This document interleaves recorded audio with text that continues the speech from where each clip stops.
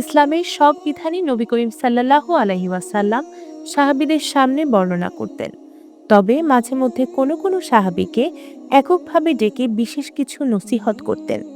তেমনি একদিন হযরত আলী রাদিয়াল্লাহু তাআলা আনহুকে ৩টি গুরুত্বপূর্ণ নসিহত করেন।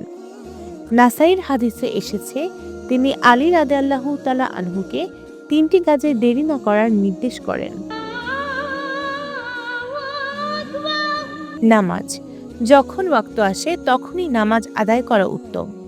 কাসিম ইবনে গান্নাম রাহমাতুল্লাহি আলাইহি থেকে তার ফুপু ফারওয়া রাদিয়াল্লাহু তাআলা আনহা সূত্রে বর্ণিত, যিনি নবী করিম সাল্লাল্লাহু আলাইহি ওয়াসাল্লামের কাছে বাইয়াত গ্রহণকারী নারীদের অন্তর্ভুক্ত ছিলেন। তিনি বলেন, রাসূলুল্লাহ সাল্লাল্লাহু আলাইহি ওয়াসাল্লামকে প্রশ্ন করা হলো, কোন কাজটি সবচেয়ে ভালো?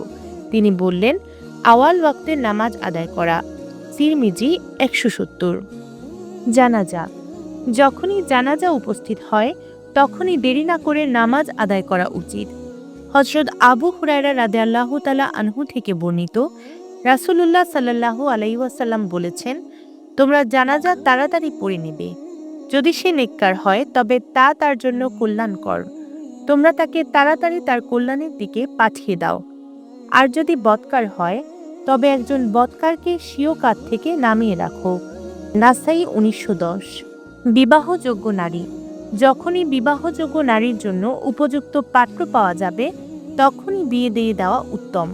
হযরত আব্দুল্লাহ রাদিয়াল্লাহু তাআলা আনহু থেকে বর্ণিত, তিনি বলেন, রাসূল সাল্লাল্লাহু আলাইহি ওয়াসাল্লাম আমাদেরকে বলেছেন, তোমাদের যে ব্যক্তি বিয়ের খরচাদির সামর্থ্য রাখে সে যেন বিয়ে করে, আর যে ব্যক্তি অসমর্থ সে যেন সিয়াম পালন করে। এটি তার যৌন তাড়নার নিয়ন্ত্রক। নাসাই ৩২০৮।